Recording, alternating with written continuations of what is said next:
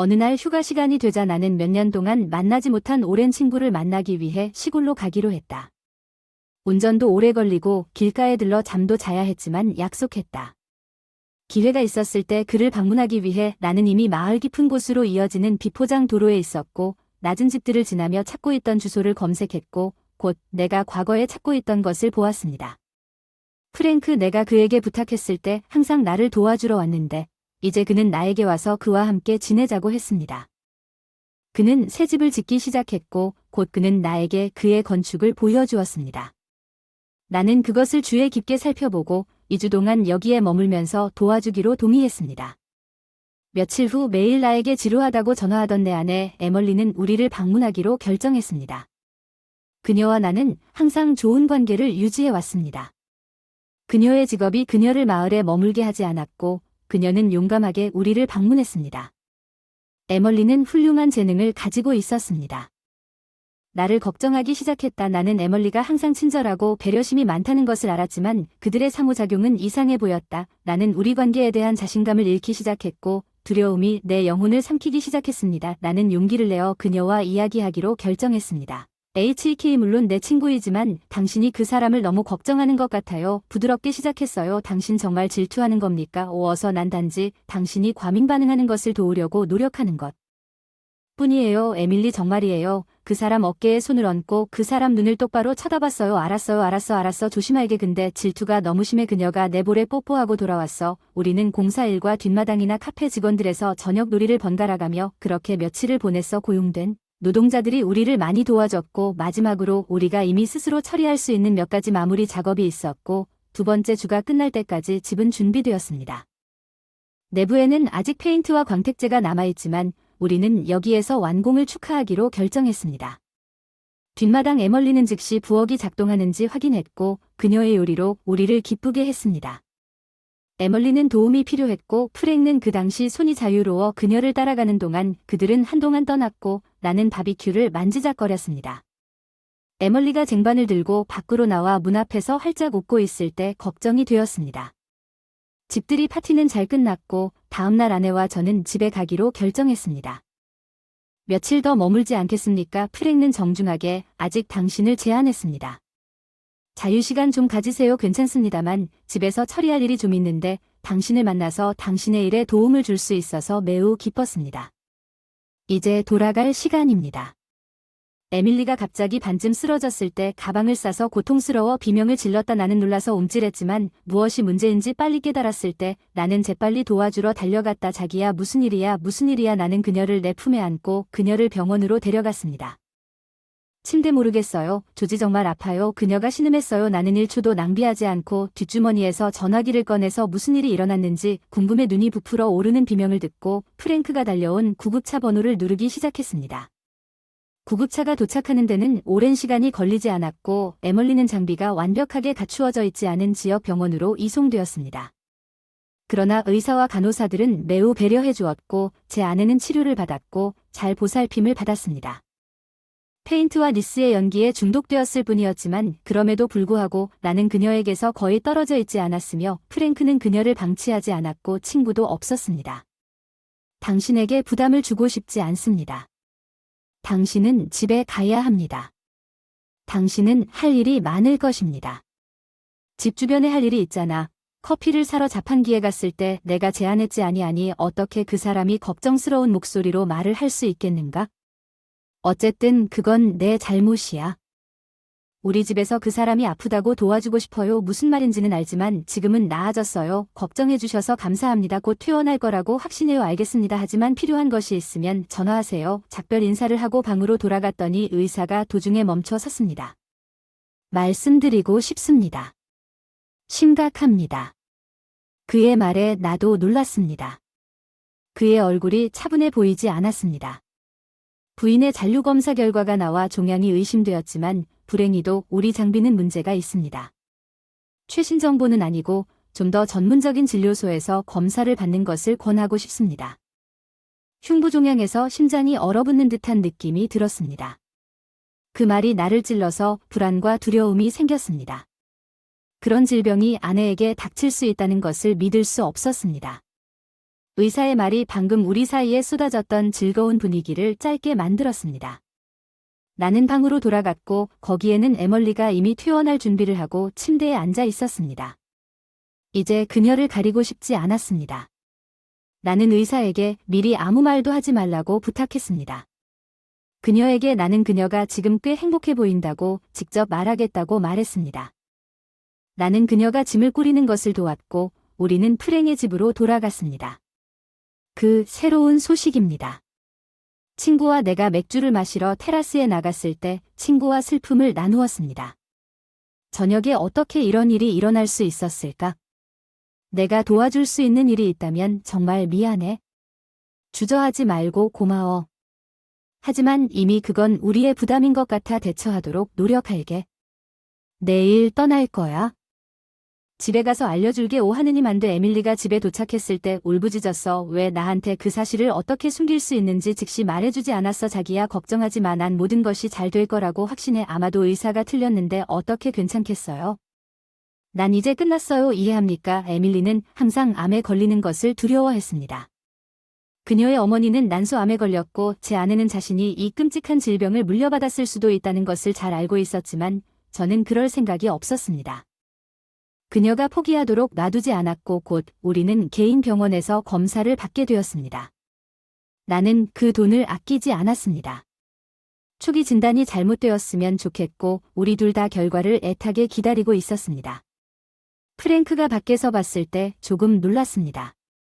방 여기서 뭐 하는 거야? 조지에게 다가가서 결국 난 떠날 수가 없었어. 넌 내 가장 친한 친구이고 에밀리는 나에게 낯설지 않아. 솔직히 너희 둘 다 걱정돼. 그런 과도한 걱정은 정상이 아닌 것 같았어. 하지만 지금 내가 생각할 수 있는 것은 내 아내뿐이었다. 의사는 나에게 전화를 걸어 기쁘기도 하고 슬프기도 한 동시에 암은 없다고 말했고 에밀리는 임신했지만 심각할 수 있는 합병증이 있다고 말했다. 임신에 영향을 미치고 만사까지 아기를 낳을 것이라는 보장은 없었습니다. 그 순간 어떻게 반응해야 할지 몰랐기 때문에 옆에 서 있는 프랭과 의사가 말한 내용을 알고 싶어 했다는 정보에 대해 그에게 감사했을 뿐입니다. 나는 지금 그 사람에게 소식을 전하고 싶지 않았고 에밀리에게 가서 그녀의 상태에 대해 이야기했습니다. 조지 정말 대단해요. 우리가 아기를 갖게 될 거예요. 그녀는 웃기도 했지만 의사는 괜찮을 거라고 말했어요. 그녀가 내 말을 방해했어요. 우리 나중에는 아내를 껴안았습니다. 친구에게 이 정보를 공유했습니다. 친구는 저를 축하했고 자신이 제공한 보살핌과 물질적 도움에 참여해달라고 부탁했습니다. 이는 딱 맞는 일이었지만 저는 별로 의존하고 싶지 않았습니다. 의사가 예측한 대로 내 친구는 몇 달 동안 임신을 했고 에밀리는 보호받기 위해 몇 번이고 병원에 갔다. 프랭크는 도시에 머물면서 에밀리에게 많은 관심을 기울였다. 나는 심지어 때때로 그의 행동에 대해 궁금해하기도 했다. 그는 내 아내가 아닌 그의 아내를 돌보고 있었습니다. 프랭크 자신은 그의 아내가 차에 치이기 몇 년 전에 미망인이었으며 내가 그를 방문하고 지금 할 수 있는 최선을 다해 정신적으로 그를 지원했던 그 이후로 그는 아무도 본 적이 없었습니다. 그땐 그가 난관에서 벗어나지 못하게 해준 나에게 감사한다고 생각했는데 출산이 힘들었다. 그들은 제왕절개를 해야 했고 의사들은 에밀리와 아기를 살리기 위해 열심히 일해야 했다. 프랭크는 수술실을 떠나지 않았다. 어느 쪽이든 다 끝났을 때 간호사가 나와서 아들을 축하해 주었습니다. 나는 달이 넘었지만 완전히 행복할 이유가 없었지만 에멀리와 아기는 너무 약해서 추가 관찰을 위해 방에 남겨졌습니다. 그녀의 아들은 며칠 후 특별한 보육원에 배치되었습니다. 그는 더 심해졌습니다. 그는 심장결함이 있었지만 의사들은 그를 살려냈습니다. 나는 슬픔을 견딜 수 없었습니다. 에밀리도 점점 더 악화되어 그녀를 흠뻑 젖게 만들었습니다. 프랭크가 나를 지지해 주었습니다. 최선을 다해 일주일이 지났고 내 아들은 회복되기 시작했지만 에멀리는 나아지지 않았고 상태는 안정적으로 유지되었으며 우유를 잃었습니다. 의사들은 나에게 집에 가서 푹 쉬라고 말했고 나는 병원을 떠났습니다. 가서 옷을 갈아입고 샤워를 하고 아내의 필수품을 가져오려고 직장에 있는 나를 대신하여 프랭과 이번에는 그녀와 함께 머물렀습니다. 나는 파트너에게 당분간은 스스로 물건을 가져가도록 요청했습니다. 나는 곧 아기를 데리고 나가는 것이 허용되었습니다.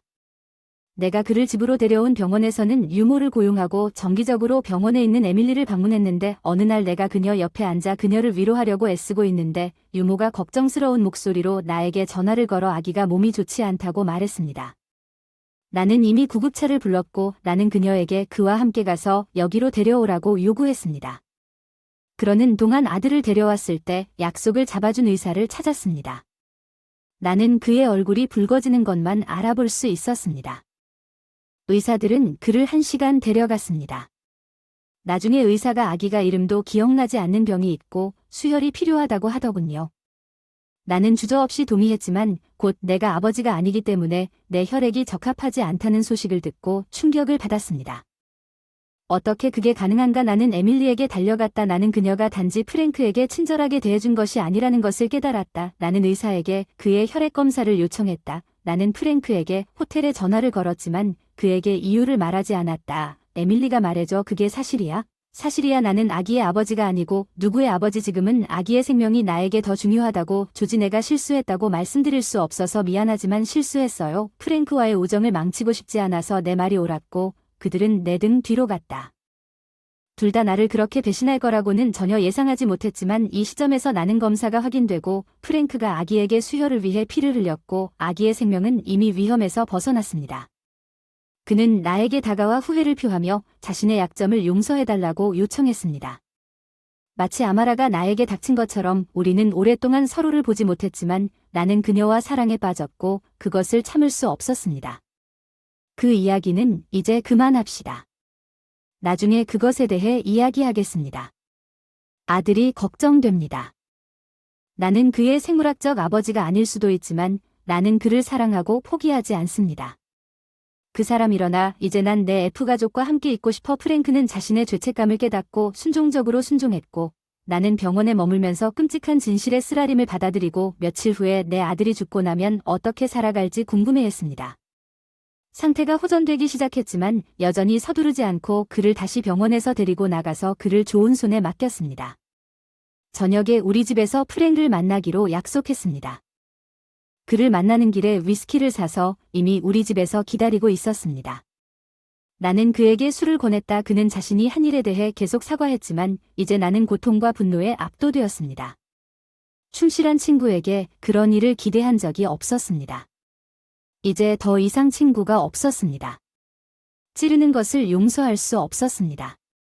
프랭크는 계속해서 나에게 용서를 구했고 나는 잠시 후 어느 지점을 바라보며 앉아 있었다. 프랭크는 자신이 점점 더 심해지고 있음을 느끼며 나에게 큰 소리로 물었다. 구급차를 부르려고 고개를 그 사람 방향으로 돌렸을 뿐인데 당신이 우리 우정을 죽인 이후에 내가 당신을 구해줄 거라고 정말 생각하시나요? 소리내지 않고 그 사람 차까지 데려다주고 앞좌석에 앉혔다가 운전석에 앉혀서 시내 나갈 때 운전석에 앉혀서 만진 곳 다 닫고 차를 도랑에 밀어버렸어요. 도보로 마을로 돌아와 몸을 씻은 후 택시를 탔습니다. 가족을 방문하기 위해 병원으로 돌아갔습니다. 에밀리는 한동안 나아졌지만 곧 병이 다시 생겼습니다. 가장 먼저 하고 싶은 일은 아기를 방문하는 것이었습니다. 내가 보육원에 다가가자 나는 그를 내 팔에 안고 그는 나를 너무나 순진하게 바라보며 나에게 무언가를 흥얼거렸다. 나는 그 작은 손가락이 내 손가락을 쥐고 곧 놓지 않을 것이라는 것을 알았습니다. 간호사가 들어와서 말했습니다. 그에게 먹이를 줄 시간이었고 나에게 떠나라고 요청했습니다. 나는 순종적으로 떠났고 내가 들어갔을 때 에멀리를 만나러 갔습니다. 그녀는 그녀의 눈 아래에 분필 다크서클이 형성되는 동안 그녀의 침대에 누워 있었고 창백했습니다. 의사들이 내가 죽을 것이라고 말한 것을 솔직하게 말해주세요. 예, 그녀는 약간의 희망을 가지고 나에게 물었습니다. 나는 그녀에게 다가가서 그녀의 손을 잡고 그녀 옆에 앉았습니다. 나는 그것을 꼭 쥐었습니다. 에밀리, 내 사랑 에밀리, 의사들이 할 수 있는 모든 일을 하고 있지만 당신은 무슨 일이 있은 후에도 살 자격이 있습니까?